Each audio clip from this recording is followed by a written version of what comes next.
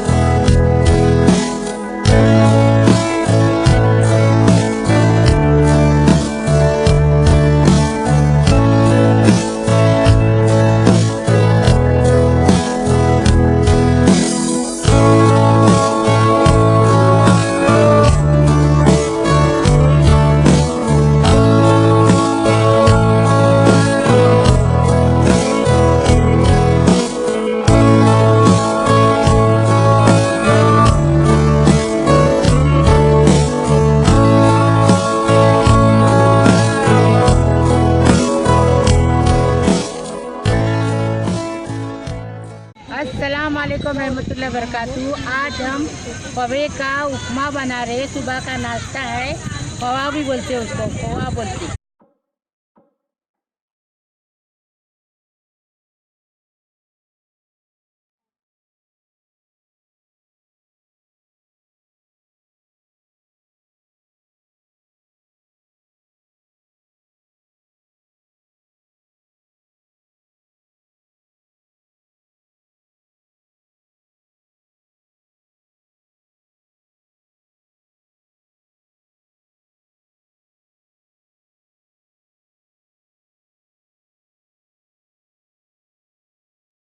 पवे को हमने पवा बना रहे नाश्ते का। पवे को हमने 1 घंटा पहले धोए हैं। धोने के बाद उसको पंखे के नीचे सुखाने को रखे थे छान के। अभी करी पत्ता डालेंगे और ये कोथिमीर डालेंगे, 4 मिर्ची चॉप करके डालेंगे और 3 कांदे डालेंगे, मतलब प्याज डालेंगे। नमक अपने स्वाद अनुसार डालेंगे और हल्दी डालेंगे 1 टीस्पून और जीरा डालेंगे 1 टीस्पून और 2 चम्मच तेल डालेंगे। तेल गरम हो गया, 2 चम्मच भर के तेल डाले, बड़े चम्मच। 1 टीस्पून जीरा डालें। अभी जीरा हो गया, अभी करी पत्ता डालेंगे। अभी करी पत्ते को अच्छे से भूनेंगे, तर आवाज़ आना चाहिए, एकदम फर्स्ट क्लास। अभी ये कांदा डालेंगे। कांदा नरम हो गया ना तो मिर्ची डालेंगे। मिर्ची हो गई ना कि हल्दी डालेंगे।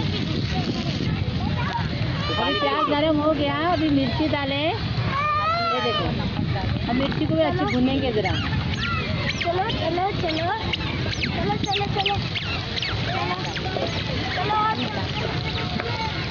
अभी हल्दी डालेंगे। हाँ, ज़्यादा हल्दी डालेंगे तो करवा बनेगा, हल्दी ज़्यादा नहीं डालनी। अभी नमक डालेंगे अपने हिसाब से। हाँ बस, नमक बस।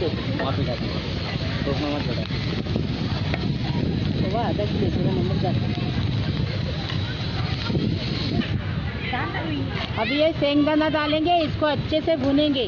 अपने हिसाब से सेंगदाना लो, सेंगदाना रहेगा ना तो टेस्टी बनता है, अच्छा बनता है। अभी सेंगदाना हो गया, अभी खोवा डालेंगे। खोवा डालने के बाद ढक्कन रख के दम पे रखेंगे, बारीक आंच पे। अभी हम इसमें कोथिमीर डालेंगे और पूरा मिक्स करेंगे और धीमी आंच पे 5 मिनट पकाएंगे। अभी खोवा बनके तैयार है, फर्स्ट क्लास, अच्छी खुशबू आ रही है। अभी इसको हम सर्व करके आपको बता रहे हैं। टेस्टी खोवा बनके तैयार है। और नए किचन को, मेरी रेसिपी अगर अच्छी लगी तो नए किचन को सब्सक्राइब करो, लाइक करो, शेयर करो प्लीज़।